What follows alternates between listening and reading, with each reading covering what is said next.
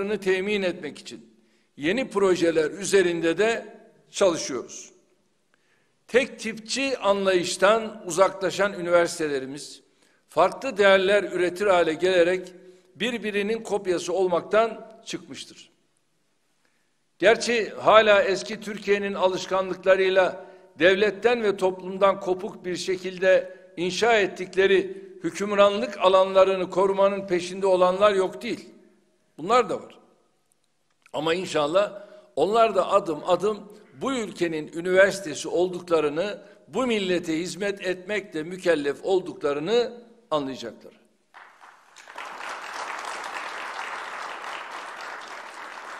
Kendi kişisel ve zümrevi çıkarlarını demokrasi ve özgürlük maskesi altında pazarlayanların gerçek yüzlerini ortaya dökmeyi sürdüreceğiz.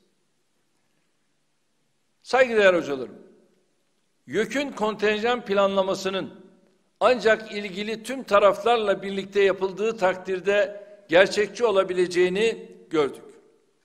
Bu anlayışla Yükseköğretim Eğitim Programları Danışma Kurulu'nu hukuki bir zemine kavuşturduk.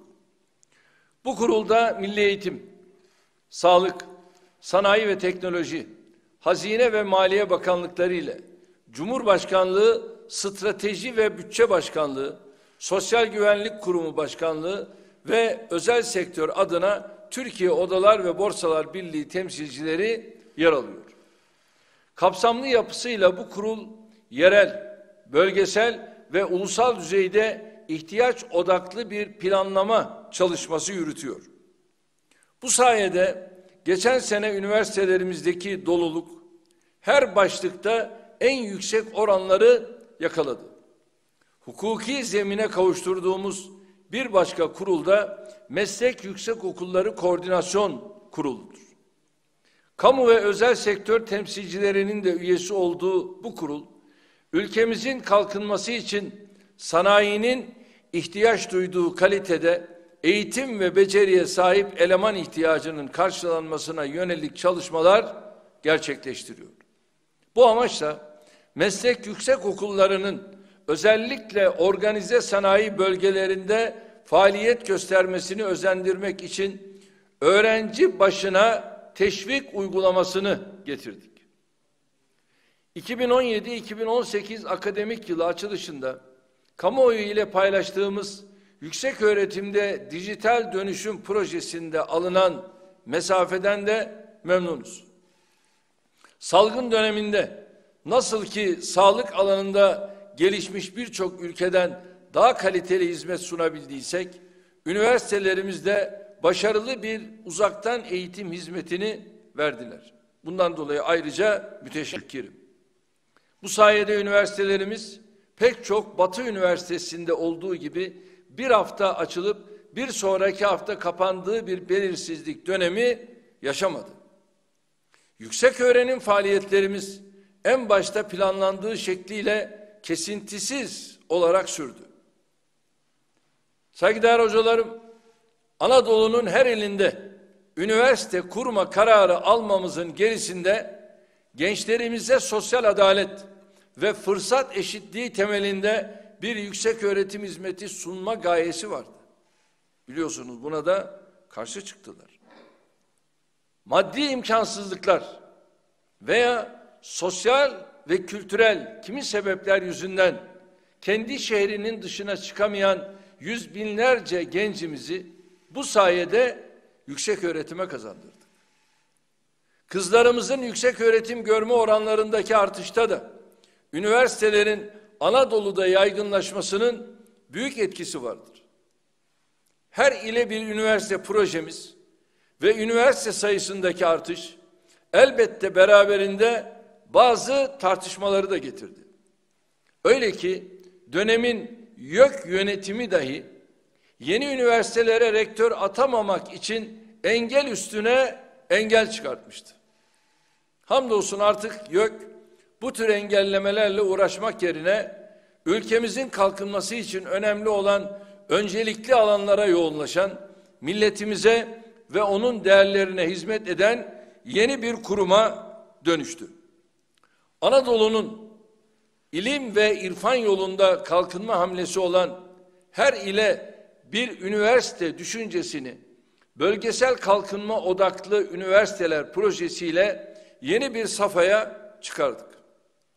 Bu projeyle her akademik yıl açılışında 2006 yılından sonra kurulan üniversitelerimizden 5'ine bizzat özel misyon veriyoruz. Anadolu bozkırlarında kurulan bu üniversitelerin bulundukları illeri ve bölgelerini aydınlatacak, ülkemizin kalkınmasına katkı sağlayacak bir yapıya kavuşmalarını hedefliyoruz. Tabii hala bu üniversitelerimizin başarısız olmasını isteyenlerin, bu beklentiyle hareket edenlerin bulunduğunu da biliyoruz. Bunlara verilebilecek en güzel cevap, Anadolu'daki üniversitelerimizin ulusal ve uluslararası düzeyde gösterecekleri başarılar olacaktır.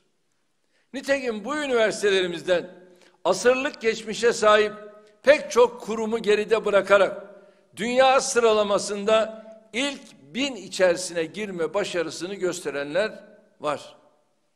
İnşallah bu tür listelerde kısa sürede çok daha fazla sayıda yeni üniversitemizi göreceğimize de inanıyorum. Üniversite gençlerinin çağın en ileri bilgisiyle donanması bizler ve geleceğimiz için önemlidir. Bu amaçla yüksek öğretim için belirlenen akademik ve idari kadrolarda yeni kurulan üniversitelerin desteklenmesine özel önem veriyoruz. Yüksek öğretim sistemimizin kalite eksenli büyümesinin bir başka göstergesi de uluslararası öğrencilerin ilgilerindeki artıştır. Bu ilgi küresel salgın döneminde dahi azalmamış, tam tersine artmıştır. Bugün dünyanın dört bir yanından 200 bini aşkın öğrenci geleceğe bizim üniversitelerimize hazırlanıyor. Bu önemli bir adım. UNESCO'nun verilerine göre Türkiye uluslararası öğrenci çekmede dünyada ilk 10 ülke arasına girme başarısı gösterdi. Değerli arkadaşlar, yüksek öğretimde kalite yarışı sürekli daha iyiyi arayan bir uğraş ve hiçbir zaman bitmeyecek bir süreçtir. Anadolu'da yaktığımız bu meşalelerin aydınlığını her yıl artırması için YÖK Anadolu projesi gibi yeni atılımları ve yeni projeleri önemli görüyoruz. Biz Cumhurbaşkanlığı olarak tüm imkanlarımızı gençlerimizin nitelikli eğitim alabilmeleri için seferber etmiş durumdayız. Bundan sonrası üniversitelerimize ve siz değerli hocalarımıza kalıyor. Onların da üzerlerine düşeni en iyi şekilde yapacaklarına inanıyoruz. Elbette bu çerçevede en kıymetli değerlendirmeler uluslararası alanda yapılanlardır. Türkiye, Avrupa Yükseköğretim alanını oluşturmak üzere başlatılan Bologna sürecine 2001'de biliyorsunuz üye olmuştur. Bu süreçte halen 50'ye yakın ülke bulunuyor. Bologna sürecinde ülke karnelerini değerlendirmek ve yeni hedefler belirlemek amacıyla 2 veya 3 yıl aralıklarla bakanlar seviyesinde toplantılar düzenleniyor. İtalya'nın ev sahipliğinde gerçekleşen en son Avrupa Yükseköğretim Alanı Bakanlar Konferansı'nda ülkelerin yükseköğretim alanındaki karnelerini gösteren bir rapor yayınlandı. Bu raporda öğrenci sayısı bakımından Avrupa'da ilk sırada yer alan Türkiye'nin yükseköğretim sistemindeki genişlemeye paralel olarak nitelik açısından da pek çok Avrupa ülkesinden daha iyi performans gösterdiği belirtiliyor. Bunu onlar söylüyor, ben söylemiyorum. Toplam 13 başlık üzerinden yapılan değerlendirmede Türk yükseköğretim sisteminin tam puan aldığı başlık sayısı 4'ten 5'e çıkarken hiçbir alanda gerileme kaydedilmedi. Bu tablo yükseköğretim sistemimizin doğru yolda ilerlediğinin uluslararası düzeyde tespitidir. Önümüzdeki dönemde yükseköğretim sistemimizin Avrupa yükseköğretim alanında rekabet gücünü daha da artırmak için gereken adımları atmayı sürdüreceğiz. Geçtiğimiz günlerde sonuçları bizimle paylaşan YÖK Başkanımıza bir sonraki karnede daha fazla başlıkta tam not görmek istediğimi söyledim. İnşallah bunu da başaracağımıza inanıyorum. Saygıdeğer hocalarım, YÖK Anadolu Projesi 2006'dan sonra kurulan üniversiteler arasından seçilen 15'inin geleneği oluşmuş ve marka haline gelmiş kıdemli 12 üniversitemizin insan kaynağı ve altyapısından yararlanmasını hedefliyor. 15 genç üniversitemizin proje kapsamına alınan 63 bölümündeki öğrenciler bazı dersleri bu 12 üniversitenin kıdemli hocalarından alacaklar. Buradaki amaç eğitimdeki kaliteyi artırmak ve mezun niteliğini yükseltmektir. Aynı şekilde buralardaki genç akademisyenlerin de kıdemli üniversitelerin araştırma altyapılarından, kütüphane imkanlarından yararlanabilmelerini, ortak yayın ve projeler yürütebilmelerini sağlayacağız. Gelişmeye açık bir proje olarak tasarlanan YÖK Anadolu Projesi'nin 1. safhasında elde edilen tecrübeler ışığında 2006'dan sonra kurulan diğer üniversiteleri de bu kapsama dahil edeceğiz. Burada öne çıkan husus, projenin tamamen gönüllülük esasına dayalı olarak köklü üniversitelerdeki kıdemli öğretim üyelerince yürütülmesidir. Proje kapsamındaki üniversiteler arasında eşleştirmeler de şu şekilde yapıldı. Ağrı İbrahim Çeçen Üniversitesi ile Ankara Üniversitesi, Ardahan Üniversitesi ile Selçuk Üniversitesi, Artvin Çoruh Üniversitesi ile Bursa Uludağ Üniversitesi, Bartın Üniversitesi ile İstanbul Teknik Üniversitesi ve Orta Doğu Teknik Üniversitesi, Bayburt Üniversitesi ile Gazi Üniversitesi, Bingöl Üniversitesi ile Erciyes Üniversitesi ve İstanbul Üniversitesi, Bitlis Eren Üniversitesi ile Ege Üniversitesi ve Selçuk Üniversitesi, Erzincan Binali Yıldırım Üniversitesi ile Hacettepe Üniversitesi ve Erciyes Üniversitesi, Hakkari Üniversitesi ile Ankara Üniversitesi ve Gazi Üniversitesi, Iğdır Üniversitesi ile Ege Üniversitesi, Kilis 7 Aralık Üniversitesi ile İstanbul Üniversitesi, Munzur Üniversitesi ile İstanbul Teknik Üniversitesi ve Hacettepe Üniversitesi, Muş Alparslan Üniversitesi ile Çukurova Üniversitesi ve Gebze Teknik Üniversitesi, Siirt Üniversitesi ile Çukurova Üniversitesi ve Gebze Teknik Üniversitesi, Şırnak Üniversitesi ile İstanbul Üniversitesi.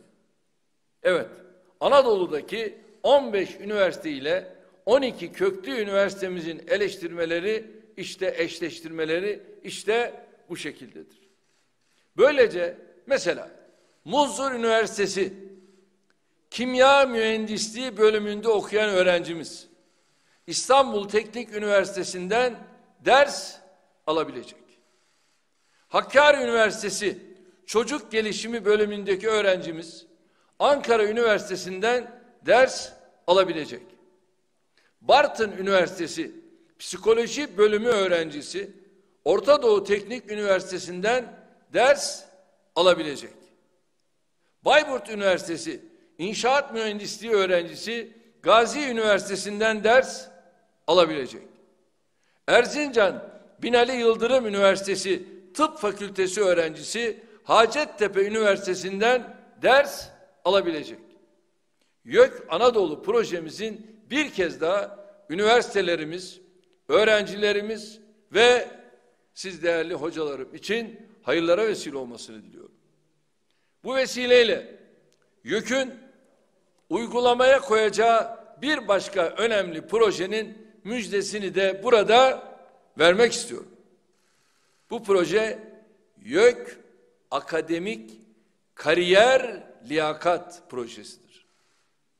Bu projenin amacı doktoralı insan kaynaklarının yükseköğretim sistemimizde daha şeffaf ve liyakat odaklı bir şekilde istihdamına imkan sağlamaktır.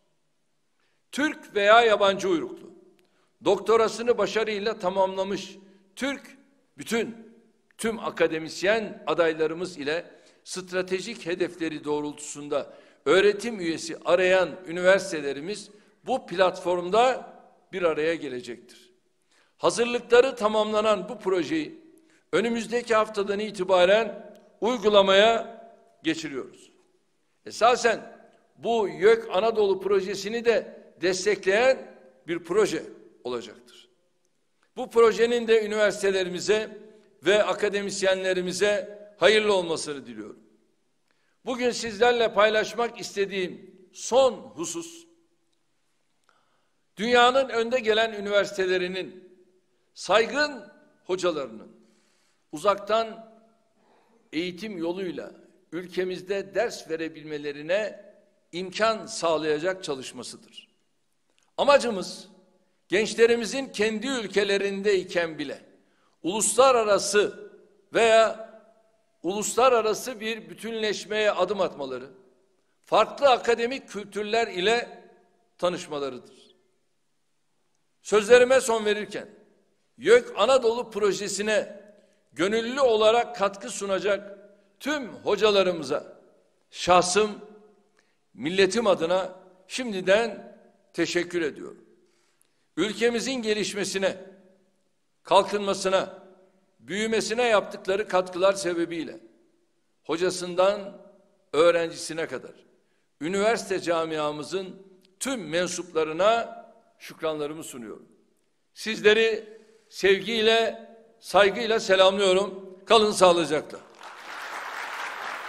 Sayın Cumhurbaşkanımıza hitaplarından dolayı çok teşekkür ediyoruz. Efendim zat devletleriniz kabul buyurursanız YÖK Anadolu projesinde yer alan üniversitelerimizin rektörleriyle aile fotoğrafı çekilmesi için sizi kısa bir süre daha sahnede misafir edeceğiz. Bunun için aile fotoğrafı için YÖK Başkanımız Yekta Saraç hocamızı da bir kez daha alkışlarınızla sahneye davet edelim efendim. Buyursunlar.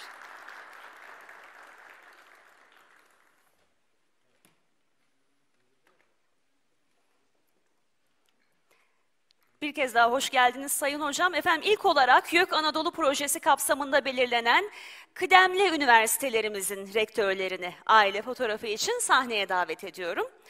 Buyursunlar efendim. Ankara, Bursa Uludağ, Çukurova, Ege, Erciyes, Gazi, Gebze Teknik, Hacettepe, İstanbul Teknik, İstanbul, Orta Doğu Teknik ve Selçuk üniversitelerimizin sayın rektörlerini sahneye davet ediyoruz.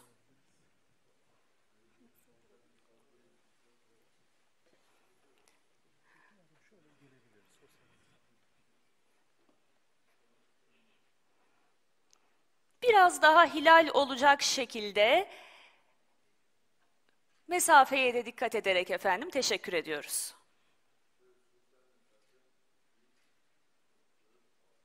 Sağ taraftan biraz daha mesafe verebilirsek kıymetli hocalarımızdan rica edelim. Teşekkürler.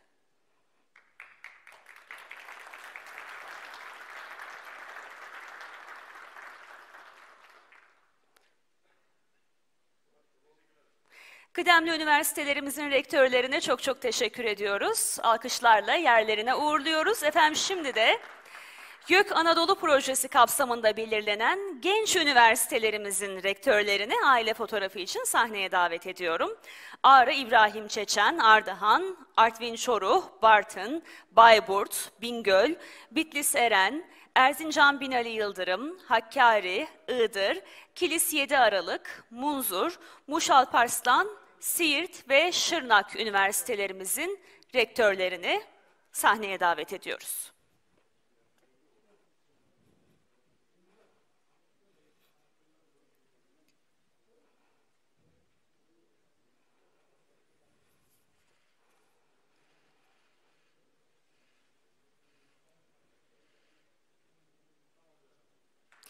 Genç üniversitelerimizin rektörlerine de çok çok teşekkür ediyoruz. Alkışlarla yerlerine uğurluyoruz efendim.